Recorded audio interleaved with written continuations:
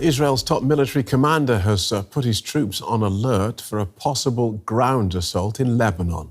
With hundreds of civilians killed in Israeli bombardments, the UN says 90,000 people in southern Lebanon have been displaced since Monday. Hezbollah has launched its deepest strike into Israel yet. The militant group targeted the headquarters of the Israeli intelligence agency Mossad. Dawn's peace was shattered by sirens as Israeli air defences intercepted a Hezbollah missile over Tel Aviv. It's the first time since the start of the war in Gaza that the group has tried to attack deeper into Israel. We're used to it. Whether it comes from the south or the north, it doesn't matter. Rockets are still rockets. They're just as frightening, stressful and unpleasant. I don't think anyone in this world would like to live like this. The Israeli armed forces said they had intercepted several other projectiles fired from Lebanon, although some made it through, like here in the northern city of Safed, where buildings were damaged.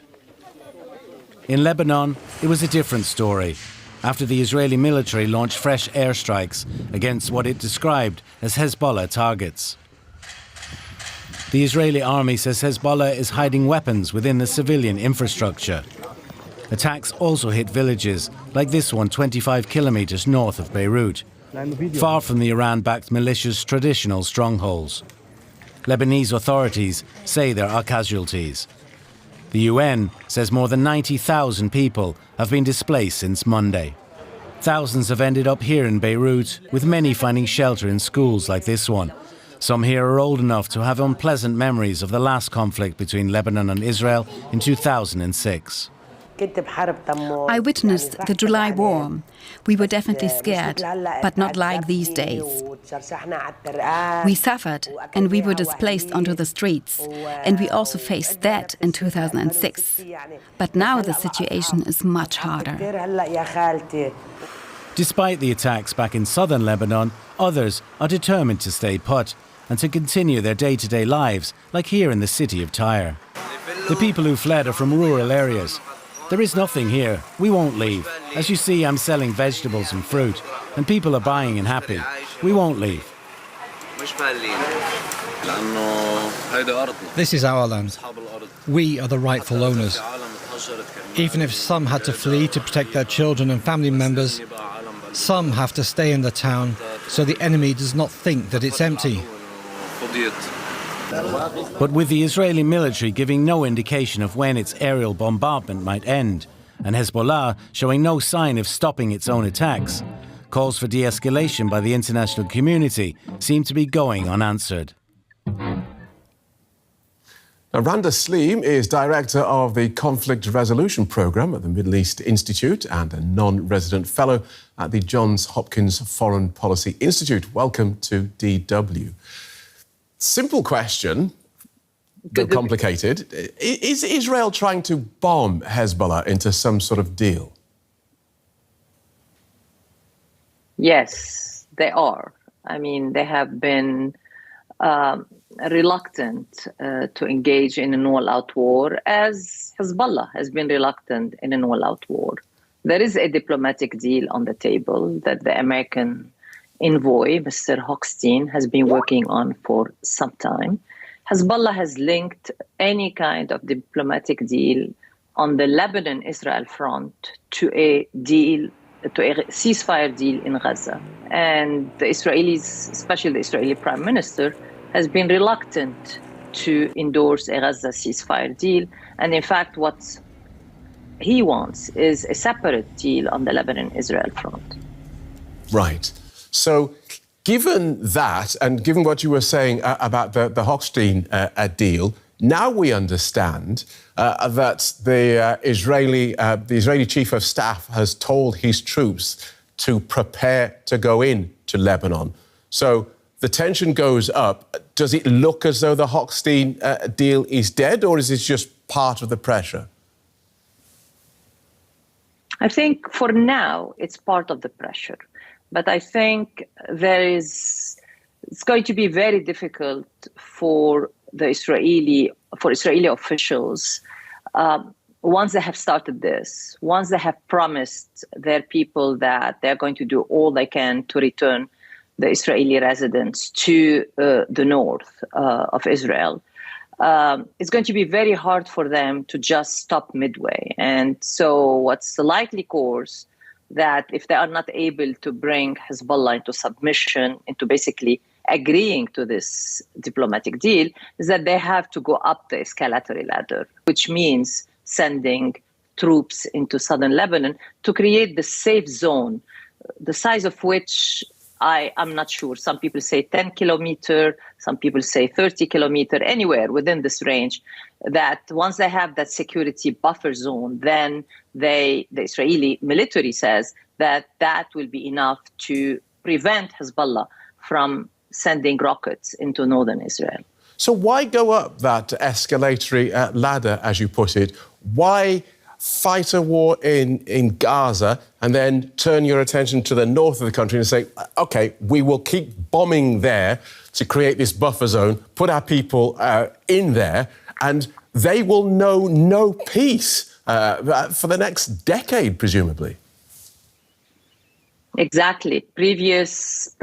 Past precedents of Israeli incursion into southern Lebanon in the 70s, in the 80s, eventually leading to unilateral Israeli withdrawal in 2000 from the south, have not been good for Lebanon. And in fact, any Israeli ground incursion is going to, be advantageous to Hezbollah. It will enable it to bring, its right to regroup. It will bring the Lebanese around the flag, including critics of Hezbollah today and of its strategy in the south. And it will eventually lead to major casualties on the Israeli side. Meanwhile, what is your understanding of the Biden administration's position on this Israeli escalation in Lebanon? Well, there are now reports that they are working on a temporary ceasefire between Hezbollah and Israel. We have heard reports from them about temporary ceasefires in Gaza. I don't know how many. I stopped counting, and none of them led anywhere. So I read with great skepticism any news about the United States working on a temporary ceasefire between Israel and Hezbollah. But having said that, the United States is the only country that can do this, that can bring this about, meaning the ceasefire. Right. I want you to listen to something the Lebanese foreign minister said yesterday in response to Joe Biden's assertion to the General Assembly that a diplomatic solution in the Middle East is still possible, despite this escalation. It was not strong, it is not promising, and it would not solve the Lebanese problem. We need to solve, we can't continue like this in the situation that we are in today. The more we think about it, is the United States is the key to our, I would say, salvation, if I can use this word. OK, so you've already said the US is the only country the only external country that can bring this about. But with an election on the way and a change of president set, are either of the two candidates likely to bring about the sort of influence to bear that is necessary? I think we have to look at the stakes for the United States in the conflict in Gaza versus the stakes for the United States in the conflict in Lebanon. They are very worried that a major escalation on the Lebanese-Israeli front might drag Iran and eventually into the war as Iran coming to the rescue of Hezbollah. If things escalate dramatically and basically Hezbollah's raison d'etre is threatened, then with Iran entering into the war, you are going to have this regional war, which the United States has been trying and so far successfully has been, has been successful at avoiding. And so I think you are going to see more pressure being exerted by the American administration on the Israeli prime minister to agree eventually to some kind of ceasefire. It's not going to be the same pressure that it has been so far exercised on the Gaza side. And why do you think we haven't heard more from Iran about this this Israeli escalation against its proxy? We have heard from the Iranian president who is attending the United Nations General Assembly in New York, from their current foreign minister. And both of them have basically said, we don't want a regional war, meaning Iran does not want a regional war. Both of them has blamed, Israel for the escalation, saying that the root cause of the conflict is basically Israel's refusal to resolve Gaza, to agree to a ceasefire in Gaza. But both of them also said that we are not going to stand by if Hezbollah is, in a way, facing critical situations. But at the same time, both of them saying that they think until now Hezbollah will be able to mount a credible defense or mount defense on its own without Iranian help. Okay, so where does this go? Where is the off-ramp to this? Does each side, Hezbollah and Israel, just keep ramping it up in the hope that they don't go too far? Or does it become a war? It is already a war.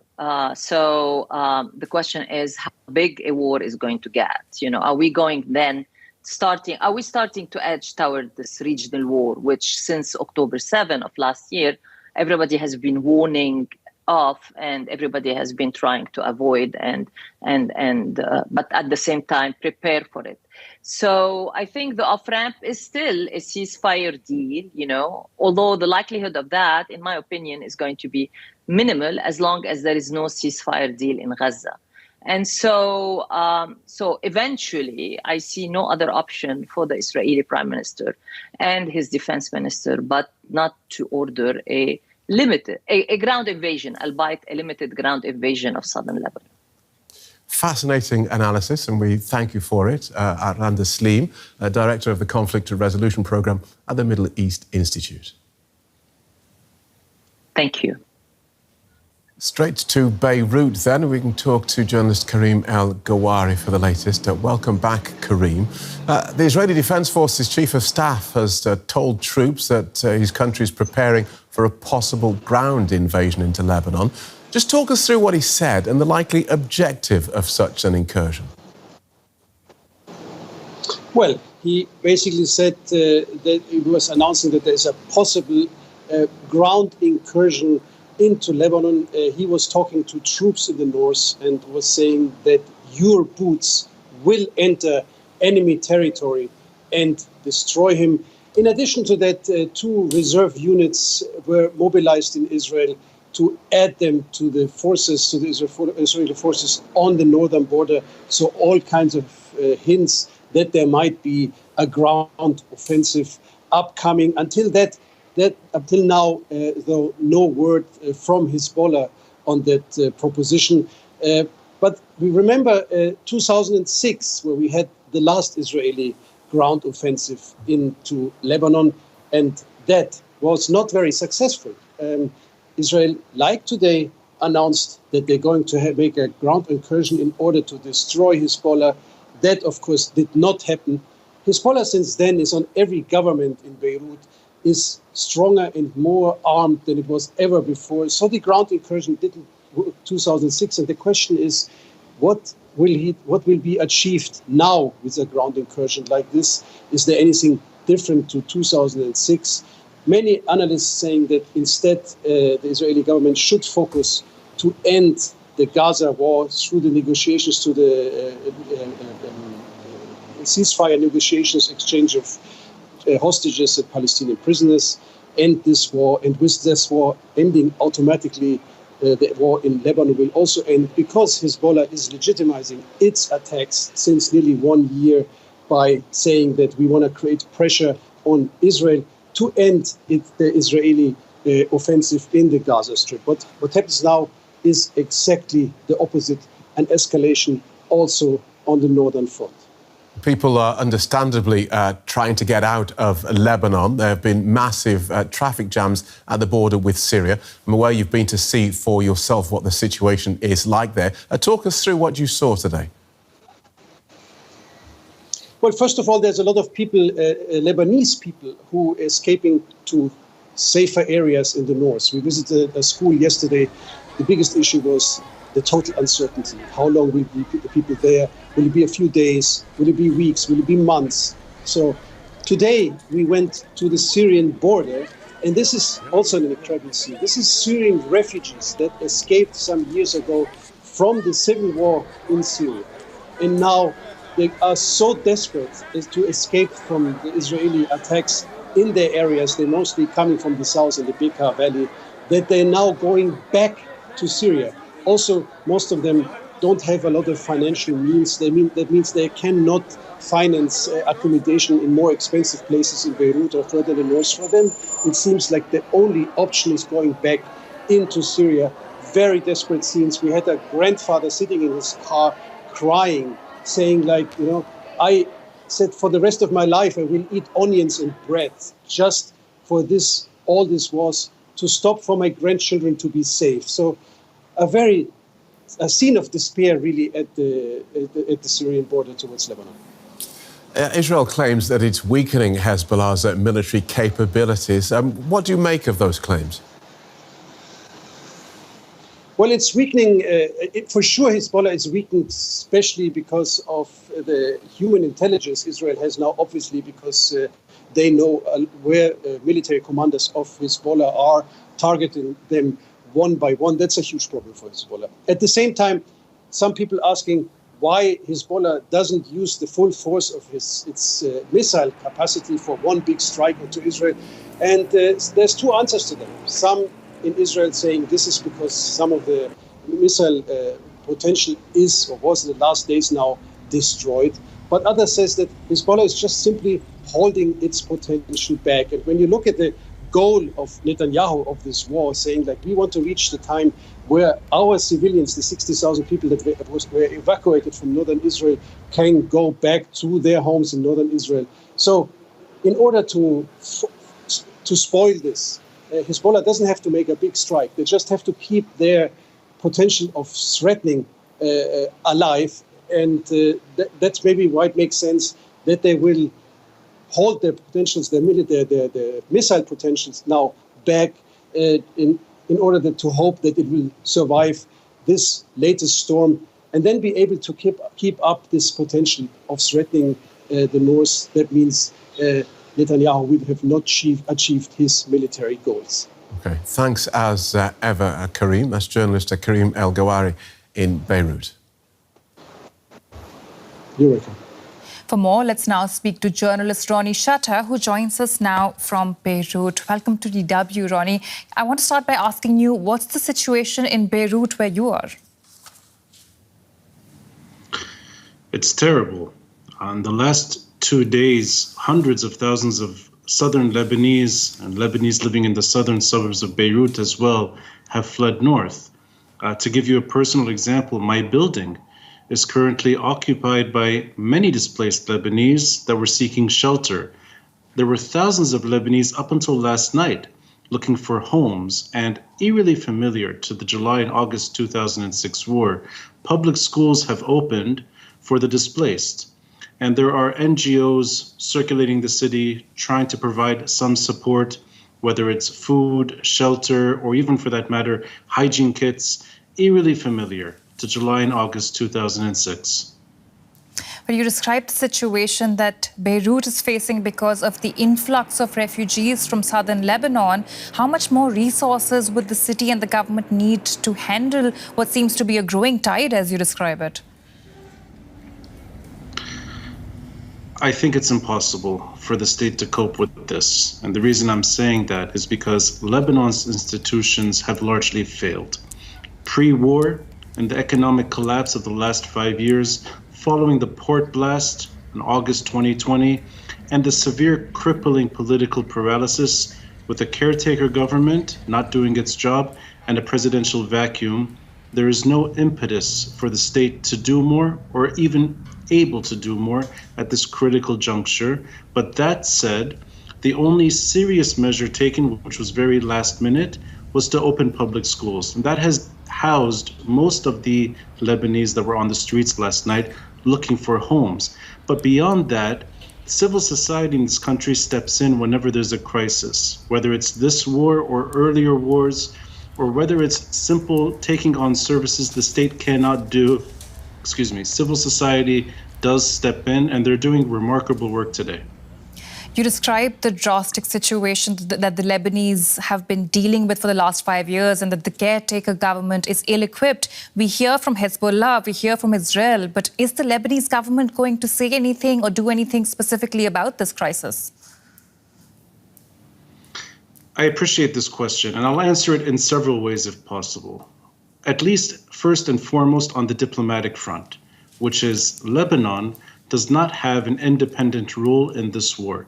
And when I say Lebanon, I mean the Lebanese state, as it's meant to adjust itself to crises and best serve Lebanese interests. We don't have that. There is no Lebanese government actors circling the globe, going to meetings, whether it's at the UN or various capitals, trying to bring a ceasefire that's good for Lebanon. What we have instead is a Lebanese government that best echoes Hezbollah's primary concerns on the global stage. This is unlike 2006, when there was a government that was by and large opposing Hezbollah's security interests in Lebanon. The government played that role in 2006. That war ended fairly quickly, and it helped bring about a ceasefire resolution that we talk about all the time, which is UN Security Council Resolution 1701.